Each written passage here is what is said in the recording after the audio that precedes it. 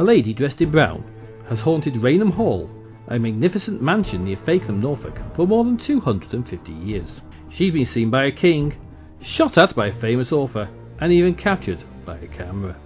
The lady is believed to be Dorothy Walpole, sister of Sir Robert Walpole, who became Britain's first Prime Minister in 1721, and her unhappy spirit is said to return because of a tragic love life. Dorothy's father, also a Member of Parliament, and also called Robert, became guardian to a young Viscount, Charles Townshend, when the lad was 13.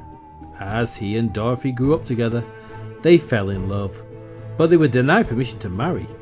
Dorothy's father feared that people would think the Walpoles were after the Townshend fortune.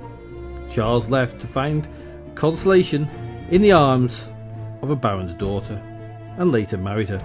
Dorothy drifted first to London, then Paris, drowning her sorrows in a reckless whirl of parties, and eventually scandalising high society by setting up home with a rakish French lord.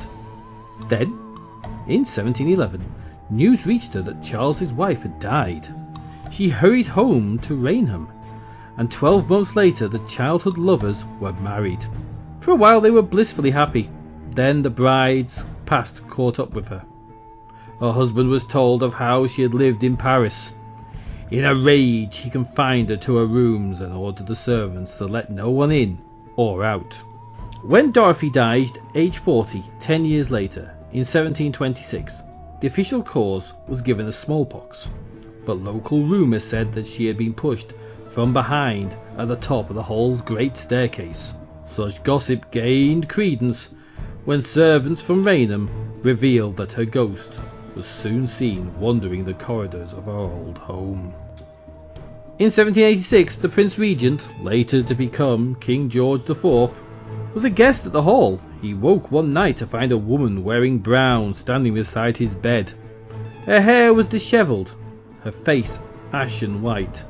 The royal visitor fled the room in his nightgown and nightcap and stormed through the house, rousing everyone with his wrath. He refused to stay an hour longer. Alarmed at upsetting such an honoured guest, the Townsends ordered a nightly watch by servants and gamekeepers. A few nights later, the patrol sighted the lady in brown, but when one of the men moved into her path to challenge her, she walked straight through him. He said he felt an icy cloud pass into his bones and out again. The brown-clad spectre cut short Christmas merrymaking at Raynham in 1835. Several guests left early after seeing her. Colonel Loftus, brother of the then Lady Townshend, bumped into her on consecutive nights. He described her as a stately woman, in a rich brocade dress and a cap. Her face was clearly defined, but she had black hollows instead of eyes. Dorothy's fame spread. Captain Frederick Marryat, the tough seagoing author of Mr. Midshipman Easy and The Children of the New Forest, was invited to meet her for himself when he scoffed at the ghost stories. When he arrived at the hall, he was given a room where a portrait of Dorothy hung. It helped him recognise her later that night, when he and two friends spotted her walking towards them down a corridor. They darted into a side room, but the lady stopped opposite the door and gave them a wicked grin. Marryat was holding his pistol and fired a shot at the shape. It went straight through the still smiling spectre and smashed into a wooden door behind. In 1936, two professional photographers arrived at Raynham to take pictures of the house for Lady Townshend. On the afternoon of the 19th of September, they were setting up their cameras at the foot of the staircase when one of them saw what seemed to be a cloud of vapour taking human shape. He shouted instructions to his colleague to expose the photographic plate without knowing why.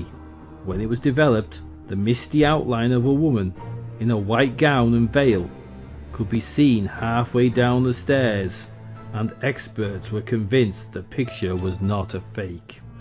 Had Dorothy Walpole decided to let the world see what she looked like on her wedding day 224 years earlier, on the steps where some say she was pushed to her death?